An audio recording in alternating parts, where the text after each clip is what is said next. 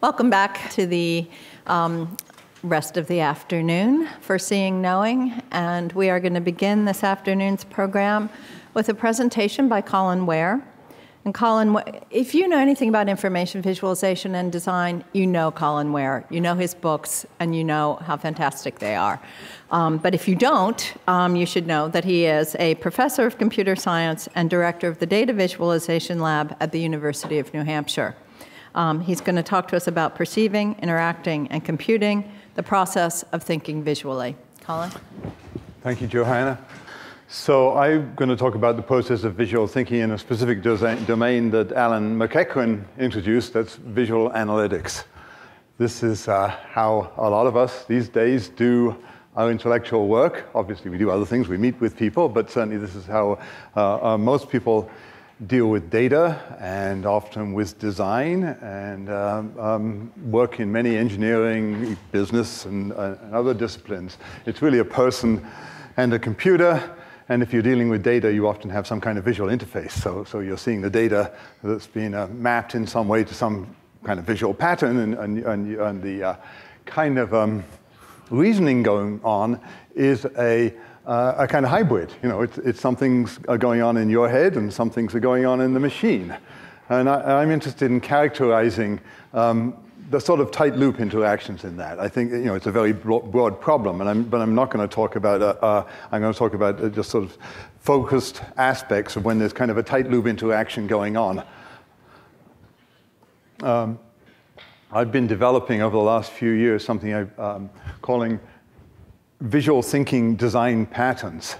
So these are obviously derived from architectural design patterns and design patterns in computer science.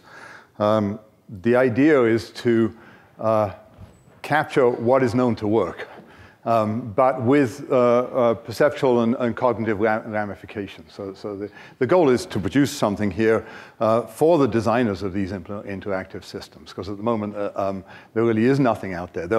You can look at the literature and find all these interactive techniques, but you won't find any guidance on which ones work and when and why. And so that's the idea of the visual thinking, is to give you prototypes that help you reason about which ones work and when and why and which ones you might want to use. So there's a kind of a virtual machine embodied in the, well, not actually embodied, but that's part of the design patterns. On the computer side, you've got the classic pipeline architecture, which is data, well, it's not all of the pipeline, but data through, well, big data, then you put some of it in a local cache typically, and then you interact with that, changing the representation onto the screen. On the human side, the key elements of what I'm going to talk about are visual pattern processing, and that gets us into semiotics. Visual working memory, which is a key issue, really what most interactive techniques are about, are trying to reduce the load on visual working memory.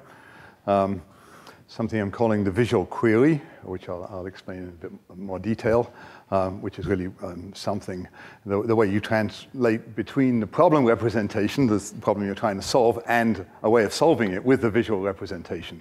And then epistemic actions, which is something akin to David Kirsch's concept of actions to seek knowledge. So, I'm just going to amplify some of the elements of this and then go through a few examples. So just a simple example of a visual query. So if I have a social network diagram, there's a simple one here. Typically nodes represent people, links represent some kind of communications between people. It could be text messages or phone calls or letters or anything. That's typically what certain kinds of social networks diagrams consist of.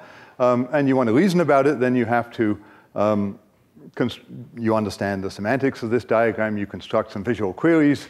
One will be to find out where Mark is in this diagram, and another one will be to find out where Brianna is in this diagram, and then the third and most complex one is to find a path. And in this case, there's a unique path, so that gives you, assuming the actual data is complete, then that really gives you the only answer to the problem. So that's an example of visual reasoning with a graphic.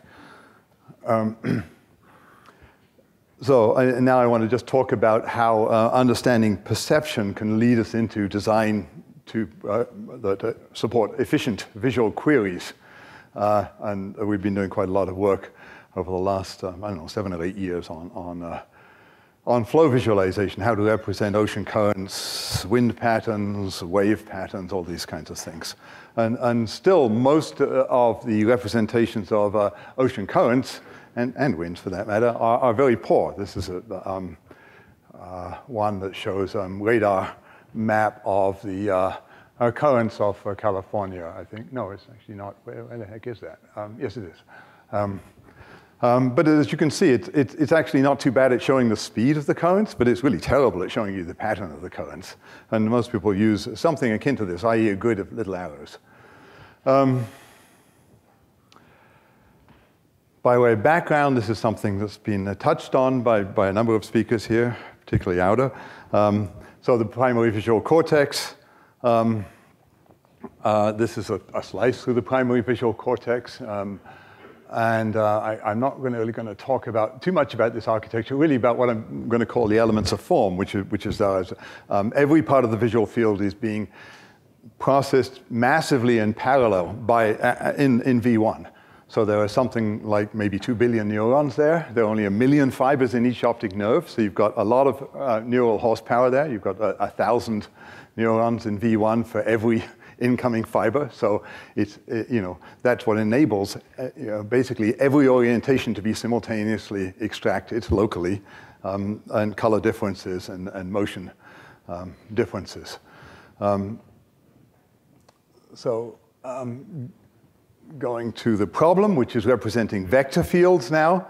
So a vector field is normally commonly broken down into a speed and a direction. I'm going to break it down a little more into direction, breaking down direction into both orientation and vector sign. So what I'm calling a vector sign. So if you think of a line, it has orientation, but it doesn't have any direction along that line. You'll see why I want to do that distinction. Here's a study by David Laidlaw in 2001, where prior to this, really, people in data visualization, not only did they not take perception into account, they didn't evaluate anything at all. If you go to the data visualization, the scientific visualization conference where they dealt with vector fields, they just come up with algorithms to do things, and really that was the focus. They were mostly computer scientists, and one of the darlings was something called line integral convolution, which produces patterns like this. And you still see papers on this. But so these are all representations of the same vector field. But anyway, David Laidlaw evaluated all of these different methods. There's the grid of little arrows, there's head-to-tail arrows, and so on. He did them according to a bunch of tasks, one of which was the advection perception task. So if you drop a particle in the center of the one on the upper left, where does it exit the circle? So that would be a task. And how accurately can you do that? Other more basic tasks, which he didn't evaluate, were just, you look at any point in this, how well can you judge the direction of the flow? How well can you judge the magnitude of the flow? And if you start thinking about that, then it becomes pretty obvious that, say, line integral convolution, sometimes I think people in my field are they certainly lack analytic vision, because they never seem to have noticed that you actually cannot see the speed at all, although you can see the orientation, but you also can't see the direction in terms of the vector sign. In any case, so Laidlaw's study found out that the one on the lower right was actually most effective, at least for the advection pathway task. Had these head-to-tail arrows. So that's interesting, and that's good, and gives you some kind of guidance, but it's kind of atheoretical. So some work that we've been doing recently is an attempt to put that on a perceptual and a theoretical basis. And the reason why you might want to do that is because you want to generalize, right? You don't know if that particular thing was good for that particular shaped field. Maybe other kinds of fields, you'd want different spacing and different thickness of lines and something else. So having some theory, I think, helps you generalize. And the theory that I proposed in 2008 is that, at least for flow visualization, and this is certainly could be debated, that an effective flow visualization is one in which the majority or is good to the extent to which orientation selective cells are firing that are attuned to or tangential to the particular orientation of the flow at every point. Right? So that's the idea. You want all those orientation selective neurons to be firing congruently with the flow, and you want the things that aren't going with the flow, as it were, not firing. So that was the idea. Just a little more sort of perceptual or neuroscience theory. This is starting with Field, Hayes, and Hess, and I think the exact mechanism, this is not, I believe, is still in contention, but certainly something like this is I think, pretty solid. Something like this is happening, which is that neurons, so this is a map of neurons firing to an edge, and if they are aligned smoothly, then they'll mutually reinforce each other. So it's like all these neurons are sort of holding hands and jumping up and down and getting excited because they're aligned in some way. And there's a rapid propagation along contours. So one of the key problems of vision is to find the boundaries of objects. And so this is a proposed mechanism for that. And so I, in that paper in 2008, made up a kind of hand-waving argument for that because of this, certain kinds of representations should be better than others. So in other words, grids of little arrows in a regular grid should be bad, and that these things progressively should get better and better as ways of representing the flow. A student of mine, Dan Pinio, I actually made this kind of hand-waving arguments in my data visualization class, and he blew me away by doing as a class project, actually building a neural model of V1, very simple, and actually turning it from a hand-waving model into a computational model. And then I encouraged him to do a PhD, and so he developed this and amplified it and made it into quite a sophisticated model of V1 that ran on a GPU and could have 1 million neurons and 1 billion connections between them and still updated several times a second. So it was quite cool, at least. What you're seeing here is, so this is a magnified bit. These are representations of what are called hypercolumns. So these are little regions of the visual cortex which represent, all orientations. Well, not exactly orient, or maybe with, say, 15-degree relative orientation. So you get all orientations, but at 15-degree steps. But with that and differencing, you can get a pretty accurate orientation. So this is the response of that to a visualization. So he pushed David Laidlaw's visualizations through the model. And that's what you're seeing here, enlarged. And you can see these things that are actually not in the direction of flow, and that's because of the tail of the arrow there. So they're somewhat excited. And then on top of that, he built this kind of advection pathway detection task and found, indeed, that what people observed, the model, in fact, was consistent with that. So the head-to-tail arrows was indeed the best. I'm just skimming over these because I want to cover quite a bit of ground. This is a work from another student of mine, David Pilar, who just graduated a couple of years ago with a master's. Wind barbs are something which is meteorologists love, and they use them for looking at flow models, so looking at wind pattern models in grids, which are really horrible. I always think they're so. Down on the left column, you can see. Actually, if you look at the third column down, I think that's the most clear. So the beauty of wind barbs, and the reason why people like them, is they encode direction, albeit very poorly, but they also show actual speed. You can read them directly if you know the coding, right? The bars represent coding. So two long bars mean 20 knots, and a short bar means 5 knots, and 2 bars in a short bar means 25 knots, and so on. In grids, they have all these contours which are in the wrong direction, so they really work quite badly. So David Pilar redesigned. So in the middle column is sort of a better wind barb, so it's wind barbs along streamlines, and then in the right-hand time is a more radical redesign, which, so if you look at, say, the third one down, you can see the same pattern. These are always the same pattern across a row, but how they're expressed through these different representations.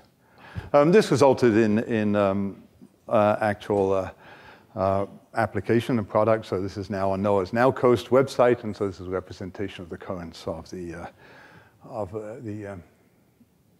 on both coasts of the US from a NOAA model.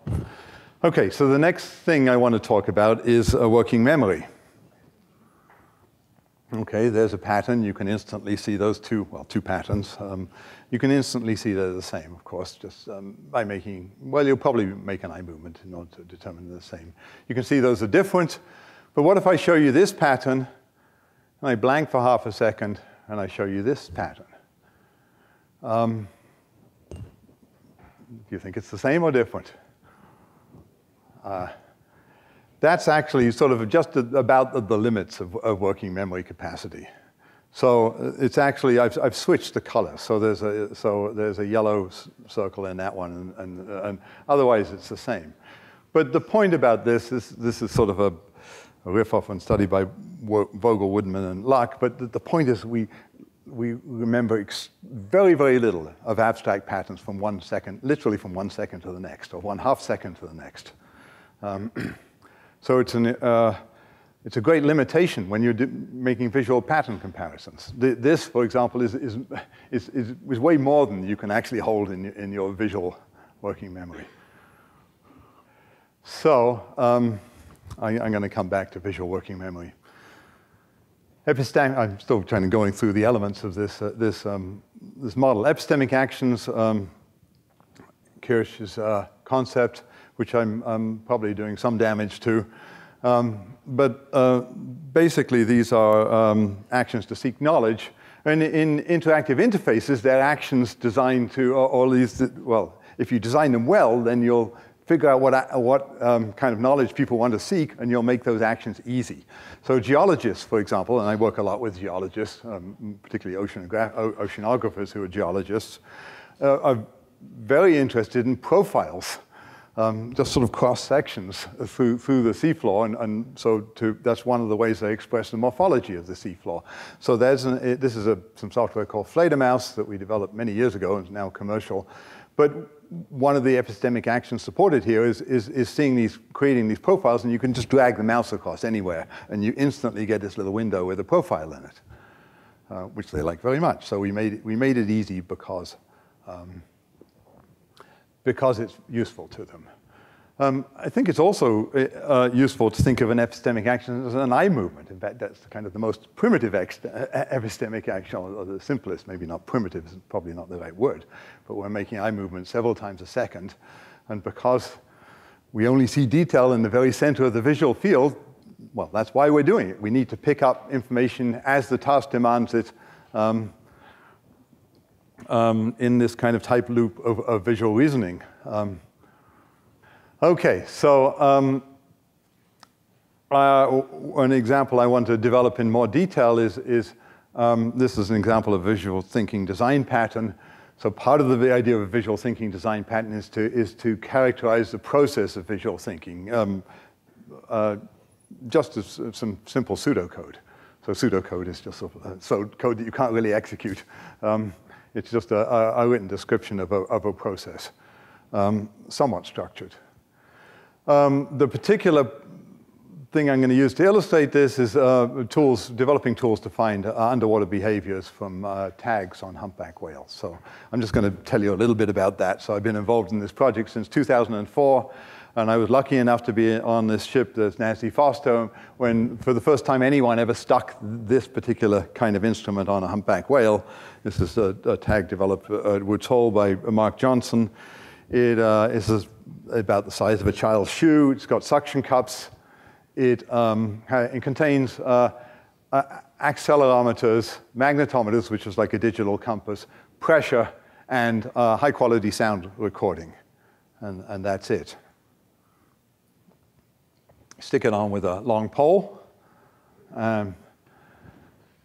So the task here, what is cool about this is it's a very kind of pure kind of discovery problem, because nobody had ever had a tag like this on a humpback whale. Nobody has a clue or had a clue what humpback whales were doing underwater. At best, they'd had just time and depth plots, nothing more complicated than that. So the task really is anything that's repeated is of interest. You know, if a whale does something once, then it doesn't mean anything. If a whale does the same thing 10 times, then it probably means something. And if 10 whales do exactly the same thing many times, then it's almost certainly interesting. So really, we're just interested in finding stereotype patterns. And so that's this is in abstract what that task is about. The goal is find new behaviors, the stereotype patterns, and then you somehow have to review the behavior sequence. So our first attempt to deal with this problem was using some software which we already had called GeoZooey. GeoZooey 4D, which stands for Geographic Zooming User Interfaces 4D. And there's Cape Cod. This is where we ended up in the Great South Channel, where there happened to be some whales. And I'm just going to move forward in time a bit. You can drag around in space. You can mess around in time. You can go a bit further. Get rid of some of that sound. You can, so this is a zooming user interface. I can zoom in on particular things. I think there's a whale there, so I'll go zoom in on it. There it is. And I can play it back. Whoops, it dives through the bottom. That was not too good. So the bathymetry is just the name for the depth of the seafloor, is actually inaccurate here. I would probably trust the depth. But so you can do that. And you can also hear sounds recorded on hydrophone. I'm just going to stop that now. So we added specific support for analysis here for this project. So something we call space-time notes. So you can find a behavior and you can add a note, and then you can just click on it and it'll take you back there, and you could put codes in if you had them, and then to create an output for some other analysis. So I'm just going to zoom to this. So here's a note that's of some interesting behavior, and I can play it back if I wanted to show somebody.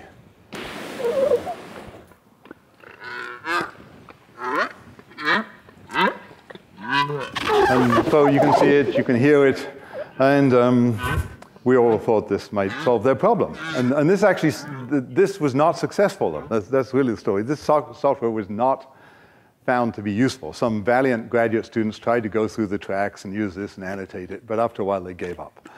And this is really what started me thinking about, why certain solutions are good and other solutions are not good, and how we can characterize that. So this had other cool features. I'm going to have just show one more feature before I stop, so I can add extra windows in this. So I've just added an extra window, and I've actually attached it to that whale. So if I click on anything in this interface, I become in its frame of reference. So I'm now in the frame of reference there, and then I can zoom off over in my main window, and I could find some other whale or whatever, and I could attach another window to that. So it had all kinds of cool stuff in it. Another student of mine, Matt Plumley, worked on those kinds of things. Anyway, let's go back to the slides. Oh, could you just kill the sound, please, on the relating to the whales, because they're probably distracting. So that was the solution. So what is the cognitive process for finding new behaviors? Well, the process is basically you review the behavior sequence by playback. So you play back what the whale did, and you try and visually identify patterns, which actually, just seeing these sort of odd wiggles, it's actually very hard to remember those. So you had to somehow try and remember that, oh, I've seen that before. But then, of course, you might have but then, of course, you can't find it again. But anyway, this was the idea, and then you remember them using space-time notes to help you kind of record them. Then you look for more instances. So that's basically the time to process is essentially the time it took to record. So if the tag goes on for 24 hours, you've got to preview 24 hours of data. You might be able to speed it up. So you could speed it up maybe by a factor of 3 and still do it. But still, that's 8 hours. So that's a long time. And suppose you get another whale, and you find some interesting behaviors, and you annotate them and so on. Well, now you're going to have a nagging fear that maybe if my first whale actually had some of those behaviors, I missed them. So now you have to review the first whale and the other whales. So that's a hugely time-consuming process. The second solution is track plot, which is the key difference here. So I'm not going to show you the software. I don't have time. But is really, well, it's very much oriented towards this application. It's got specific visual codings. It encodes the trajectory of the whale as this ribbon, and you can here see immediately there's these repetitive behaviors. So this is when the animal's rolled more than 45 degrees. These sawtooth patterns are actually whale flukes. So it's the angular acceleration around the lateral axis. So you can see, for example, the animal swims up and vigorously, but if we can see going down somewhere, there's no fluking on the way down. And that's because their lungs collapse when you get below about 15 meters of depth, because the pressure increases, so they become heavier than water and glide down. And so here's just some examples of various kinds of behaviors. There's a stroke and glide swimming. Here's bubble net feeding, which is a really interesting behavior. Using the software, we classified two. We discovered, this is all sort of basic tool, obviously, for discovery. Once you've discovered things, then you want more detailed analytic tools to characterize them. But we found two very distinct classes of bubble net feeding, which weren't known before. One of which always had this second loop, which is a very, very tightly, highly stereotyped lunge loop where it engulfs a lot of water. There's a humpback whale lunging. So why did this one work? Well, the cognitive algorithm is much less burdensome on working memory. So the basic mode of operation is you get to a good viewpoint, which can be done very quickly with track plot. And then because of the visual mapping of the data to the representation, you can actually see several hours of behavior at once. And you can immediately see these patterns because that representation encodes most of the useful information you've got there. And so you can make eye movements in visual working memory and just kind of look back and forth. Yeah, and say, yes, there's an instance, there's another instance, and so on. So you can immediately see that there are repeated stereotype behaviors. This is really this is a factor of at least 100 of gain, and it means that from having a not useful tool, you have a useful tool. And literally within half an hour of having the data back from the tag, we had a pretty good idea if we were seeing behaviors we'd seen before or new behaviors. And so this resulted in a whole bunch of papers. These are the papers I've been involved in, but other people are now using this software. The one I'm most proud of is actually one that just came out this year where we've described bottom feeding. Humpback whales are not known as bottom feeders, but we've characterized this. This is actually what you were seeing that animal doing in the very first sort of animated playback. So they're doing this side rolls, and we still don't know much about it, but they're actually spending more time doing that than anything else. Humpback whales are normally known as mid-water lunge feeders, so they engulf about 20 cubic meters of water and filter it through their baleen as they expel it. But bottom feeding is clearly not like that, because they'd hurt themselves if they tried to lunge into the bottom. That wouldn't make any sense. So it's really a new kind of feeding. So this is a more sort of detailed analytic example that Matt Plumley, my student, and I worked on, which is a very, a much more careful analysis of visual working memory and why visual working memory is important with this sort of much more formalized scenario. And I'll just cut to the end here. So visual thinking design patterns has an associated design process, and the process is something like this. So start off with a problem statement, a broad problem statement. You typically want to refine it with a data inventory, because you start off with some kind of questions you want to ask, which are vague in general, but very often you don't actually have the data to answer those, so you have to be somewhat realistic and constrain it by what is available to work with, and refine a kind of cognitive task analysis. So what are the things I want to be able to find? The idea is that visual thinking design patterns give you a way of reasoning about things like, well, brushing that Alan McEachran talked about. Brushing is one of the design patterns. That brushing is certainly a useful technique. Everyone knows it works. But they're characterized here as, so why does it work? When does it work? When do you need zooming? When do you need extra windows, like the sort of magnifying windows? Sometimes you need them. So that's just a sort of in a nutshell what they're intended to be about. If you're interested, I think if you just Google visual thinking design patterns, you'll find some web pages on preparation. It's certainly, they're not finished.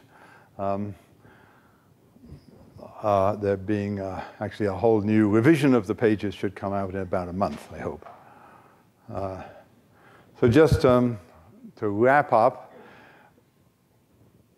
where to situate this. So anyone who's been involved in user interfaces has heard of Ben Schneiderman. And Ben Schneiderman has things that he calls cognitive rules. I'm not actually knocking Ben Schneiderman. I think he's made huge contributions to the field. But he I think, tends to take something of a cookbook approach. So he has this famous mantra which says, the way to design visual interfaces is to give an overview and then provide details on demand. So that's the overview first, details on demand. So that is indeed one of the design patterns, is that you should, if you've got hierarchically organized data, then you give an overview and you allow people to drill down to get the details as they need it. But there's many other patterns. That's just one. Another pattern is, I've got a fact, which is down in the weeds, it's already down in the details, I want to pull on that fact and find some other facts that are related to it. So that's kind of expand laterally rather than kind of going to the overview, which is an equally common mode of investigation. On the other end of the spectrum is ACT-R, which is an extremely sophisticated cognitive model. And sometimes people are trying to make that into a tool for evaluating user interfaces. The trouble is that it's extremely cumbersome. It doesn't work with agile design. The idea of visual thinking design patterns is to bring perception and cognition into the kind of design process in a fairly lightweight way, but still a little more rigorously than the kind of Schneiderman guidelines. Oh. Thank you.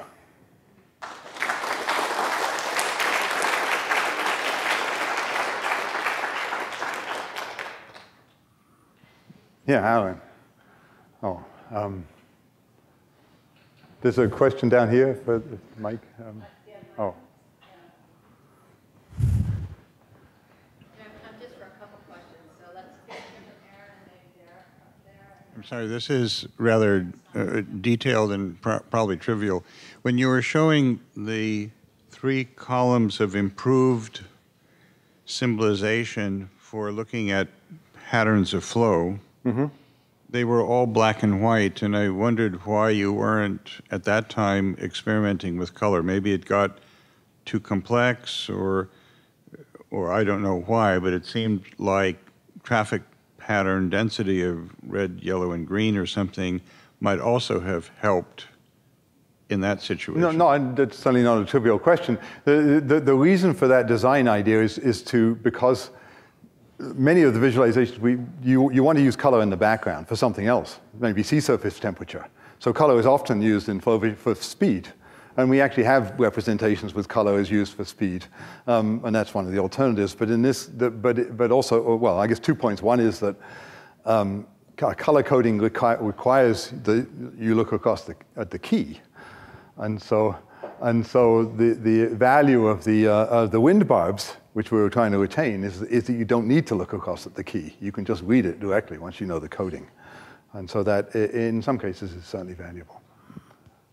Yeah, I just wonder if when you're talking about the limitations of visual memory, whether those limitations might be got round by what's called visual chunking, whereby you put information into more meaningful chunks, you can get more information into the visual display in an economical way. Oh, I wonder absolutely. if your models have taken that into account. Yeah, so I'm talking really about abstract patterns that you're not familiar with. So absolutely, if you are familiar, but chunking, of course, is something that you've already learned. So in some sense, you're not remembering anything that's new. You're remembering, if you've seen somebody's face, then you already have a lot of knowledge of that face, and so you've been able to chunk.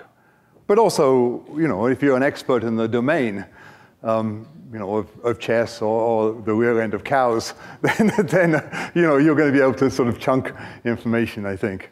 But certainly when you're talking about sort of these kind of abstract patterns, I think these results from perception experiments hold. Do you have time for one more? Or? Yeah. Oh, we have time for one more. Yeah. As visualizations like the track plots of the whale paths become available, do you get the sense that the tide of curiosity tends to rush more fully towards identifying and classifying typical behavior or typical phenomena, or towards anomalies? Are people more interested in things that break the patterns? Like in the case of the whales, perhaps, sick or senile whales, or where do you find? So you're people suggesting most there's a sort of progression of knowledge acquisition. That's an interesting idea. I hadn't thought of that. It certainly may be true. It makes sense that once you've got a model of what whales are supposed to be doing underwater, then exceptions to that may be. So maybe go to the typical first, and then anomalies become a. Yeah, because unless you can somehow characterize the typical, then what's an anomaly? Right, yeah. That's sort of implicit in the idea of an anomaly. So I think somehow that.